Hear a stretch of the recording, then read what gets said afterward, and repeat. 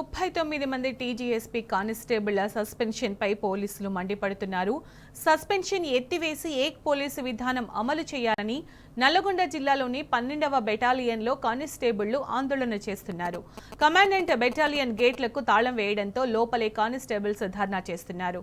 విధులు బహిష్కరించి నిరసన వ్యక్తం చేస్తున్నారు. రేవంత్ సర్కార్ అనవసరంగా తమను వేధిస్తుందని పోలీసులు మండిపడుతున్నారు.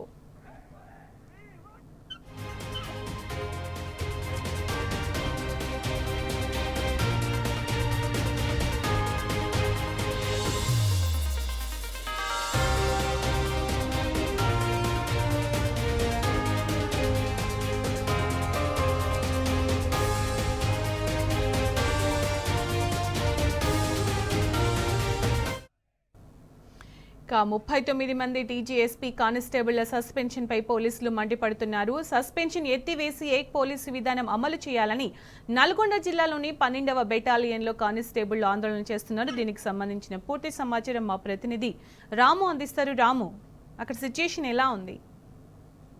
రోజు రోజు కూడా ఏదైతే బెటాలియన్ కానిస్టేబుల్ సంబంధించినటువంటి పోరు ఉధృతంగా నడుస్తా ఉంది, తీవ్రతరం దాలుస్తా ఉంది.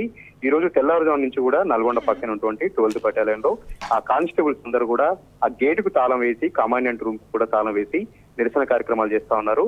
శాంతియుతంగా ధర్నాలు చేస్తా ఉన్నాం, ప్రభుత్వానికి విన్నవించుకుంటున్నాం. అయినప్పటికీ కూడా ఉన్నతాధికారుల వేధింపులు మాత్రం తగ్గట్లేదు.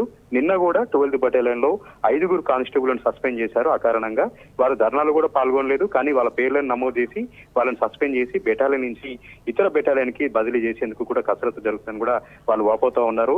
ఏక్ పోలీస్ వ్యవస్థను రద్దు చేయాలని వాళ్ళ కుటుంబ సభ్యులు ధర్నా చేసిన నేపథ్యంలో 4 రోజుల క్రితం మరొక 6 సస్పెండ్ చేశారు. మొత్తం 11 మంది కానిస్టేబుల్ అని 12th బెటాలియన్ సస్పెండ్ చేయడంతో ఒక్కసారిగా ఆగ్రహాలు వ్యక్తం అవుతున్నాయి. తోటి కానిస్టేబుల్ అందరూ కూడా ఈ రోజు అద్దెంకుడు నారకపల్లి రహదారి పైన ధర్నా నిర్వహించి సస్పెన్షన్ ఎత్తివేయడంతో పాటు వేధింపులు మానుకోవాలి, ఆర్డర్ వ్యవస్థను కూడా రద్దు చేయాలి, ప్రధానంగా ఏక్ పోలీస్ వ్యవస్థను అమలులోకి తీసుకురావాలని కూడా వాళ్ళు డిమాండ్ చేస్తున్నారు.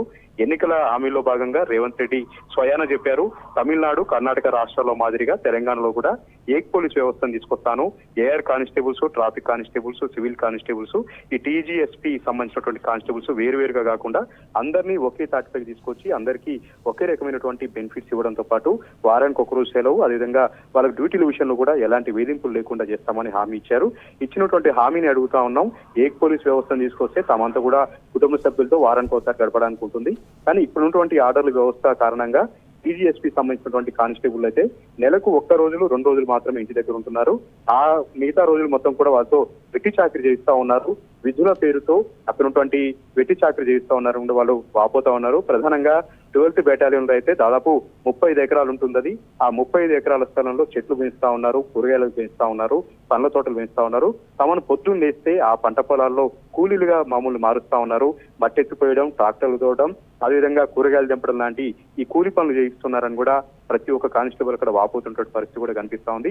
టీజీఎస్పీ కానిస్టేబుల్ అంటేనే పిల్లనివ్వనటువంటి పరిస్థితి ఇక్కడ నెలకొంది. మేమంతా కూడా అడ్డ మీద కూలీలుగా మారామని వాళ్ళు వాపోతా ఉన్నారు. ఇప్పటికైనా ప్రభుత్వం తమ నిరసనలను పరిధిలోకి తీసుకోవాలి, ఏక్ పోలీస్ వ్యవస్థని అమల్లోకి తీసుకురావాలి. ఇప్పటి వరకు సస్పెండ్ అయినటువంటి అందరు కానిస్టేబుల్ అని కూడా మళ్ళీ విధులకు తీసుకోవాలని వాళ్ళు డిమాండ్ చేస్తా ఉన్నారు. అయితే కమాండెంట్ అయితే చాలా సీరియస్ గా ఉన్నారు. ఉన్నతాధికారుల ఆదేశాలు ఉన్నాయి కాబట్టి ఎవరు కూడా యూనిఫామ్ వేసుకొని ధర్నా చేయొద్దని ఆయన వేధింపులకు గురి చేస్తున్నాడని కూడా వాళ్ళు వాపోతా ఉన్నారు. నిన్ననే మనం చూసాం, ఏదైతే నల్గొండ మాజీ ఎమ్మెల్యే భూపారెడ్డి కూడా వాళ్ళకి సంఘీభావం తెలపడానికి వెళ్తుంటే అకారణంగా ఆయనను కూడా అరెస్ట్ చేశారు, కానిస్టేబుల్ని సస్పెండ్ చేశారు. ఇప్పటికైనా ప్రభుత్వ వేధింపులు మానుకోవాలని 12th బెటాలియన్ కూడా నిరసనతో మారుమవుతా ఉంది, నిరసనతో అతృప్తా ఉంది. Sunitha. Right Ramu, thank you.